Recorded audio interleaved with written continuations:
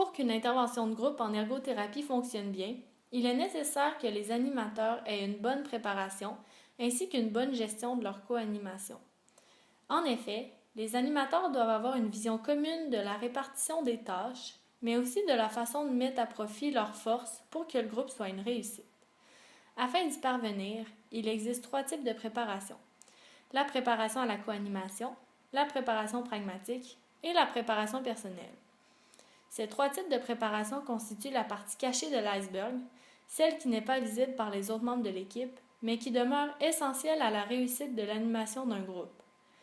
Dans cette capsule, la façon dont nous avons intégré les 3 types de préparation à travers notre première expérimentation sera abordée plus en détail. Afin de réaliser la préparation à la co-animation, nous avons dû échanger sur nos forces et sur nos défis personnels dans le but de nous entendre sur notre complémentarité. Par exemple, dans notre équipe d'animation, Ariane avait déjà vu des exemples d'application de stratégies de conservation d'énergie lors d'un de ses stages. C'est ce qui a motivé notre choix de la mettre en charge de l'enseignement de celle-ci. Camille, quant à elle, a de la facilité à créer rapidement des liens avec les gens, ce qui explique pourquoi c'est elle qui a débuté l'animation de la rencontre. Afin de travailler ensemble de façon optimale, et comme on peut le voir à travers ces exemples, nous avons procédé à la répartition des tâches de façon à exploiter nos forces respectives. Dans la même optique, nous avons décidé d'être 2 co-animatrices pour mettre à profit les compétences de chacune de nous deux, plutôt que d'avoir une animatrice et une co-animatrice. Selon Leclerc 2017, il existe plusieurs bénéfices à choisir la co-animation lors d'un groupe, autant pour les participants que pour les intervenants. Effectivement, elle permet aux participants de composer avec des gens différents et de dépasser certains blocages. Elle leur offre un plus large éventail de renseignements ou de ressources et elle leur permet d'établir plus facilement une relation avec un animateur. Par exemple, lors du retour sur la séance, Madame Rosemary ramenait souvent le fait qu'Ariane l'avait aidée à trouver plusieurs solutions pour généraliser ses apprentissages à la maison. Pour les intervenants, la co-animation permet de partager les tâches de préparation et les responsabilités d'animation. De plus, elle est favorable face à un groupe ou à des membres difficiles, car il est possible pour les animateurs de se soutenir en vue d'ajuster leurs interventions. Finalement, en co-animant, les intervenants peuvent prendre du recul pour faire des interventions ponctuelles et pour observer des réactions qui pourraient leur échapper.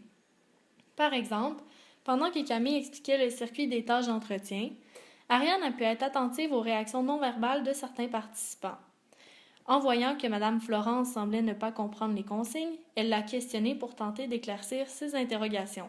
Pour ce qui est de la préparation pragmatique, il s'agit en fait de l'identification de la façon de nous approprier le contenu du document de planification qui a été élaboré lors de notre travail d'équipe. Tout d'abord, nous avons pris le temps de relire le document pour avoir en tête tous les éléments relatifs aux particularités de la clientèle parkinsonienne qui ont guidé les choix faits pour notre séance. Ensuite, dans le but d'identifier comment répondre à nos besoins plus pragmatiques durant le groupe de façon à être le moins préoccupé possible, nous avons effectué une liste des choses à préparer dans le local tout juste avant l'expérimentation. Cette liste comprenait l'aménagement de l'espace et la mise en place du matériel nécessaire. Par exemple, voici certains éléments qui se trouvaient sur notre liste.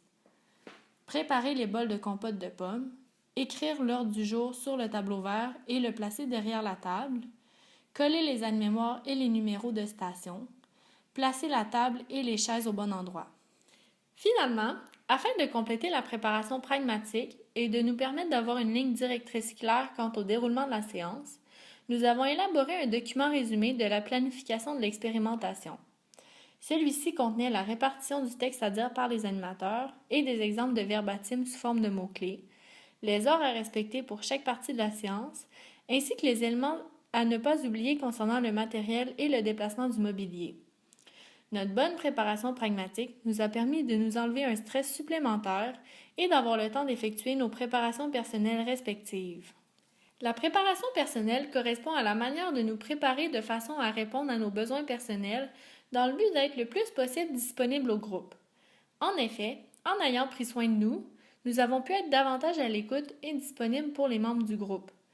Pour ce faire, nous avons choisi de participer à une formation de massage le matin de notre expérimentation. Ce moment de détente a fait en sorte que nous étions plus disposés et prêts à procéder à l'animation de notre groupe.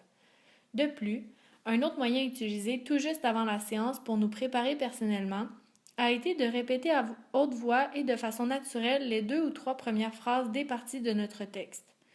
Pour conclure notre préparation personnelle, nous sommes arrivés au local avant l'heure demandée afin de pouvoir régler les détails techniques, ce qui a permis d'enlever un stress inutile. Finalement, toutes ces étapes de préparation constituent la clé du succès de l'animation de notre prochaine séance de groupe. Il faut donc les réinvestir lors de l'expérimentation 2. Bon travail!